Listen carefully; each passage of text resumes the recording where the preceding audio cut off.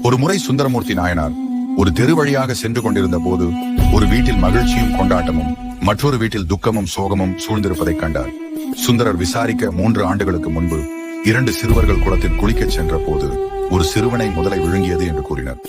அன்று உயிர் பிழைத்த சிறுவனின் உபநயன சடங்கு நடப்பதால் மகிழ்ச்சியும், அதே நேரத்தில் எதிர் வீட்டில் தங்கள் மகனை இழந்ததால் சோகத்தில் மூழ்கியிருந்தனர். இதை கேட்ட சுந்தரர் அங்குள்ள அவினாசிலிங்கேஸ்வரர் கோயிலுக்கு சென்று முதலை விழுங்கிய சிறுவனை மீண்டும் உயிரோடு திருப்பி தருமாறு சிவபெருமானை நோக்கி பதிகம் பாடத் தொடங்க வறண்டிருந்த குளம் தண்ணீரால் நிரம்பியது. அதிலிருந்து முதலை ஒன்று வெளிவந்து 7 வயது வளர்ச்சி பெற்ற சிறுவனை வெளியே விட்டது. இன்றளவும் பங்குனி உத்திர திருவிழாவின் போது முதலை வாய்ப்பிள்ளை என்ற உற்சவம் சிறப்பாக கொண்டாடப்படுகிறது. காசியில் வாசி அவினாசி என்று கூறப்படும் இத்தலம் காசி வாரணாசியில் வழிபடுவதற்கு சமமான பலன்களை அவினாசிலிங்கேஸ்வரரை வழிபடுவதால் பெறலாம் என்றும் கூறப்படுகிறது. இக்கோவில் திருப்பூர் மாவட்டம் அவினாசியில் உள்ளது.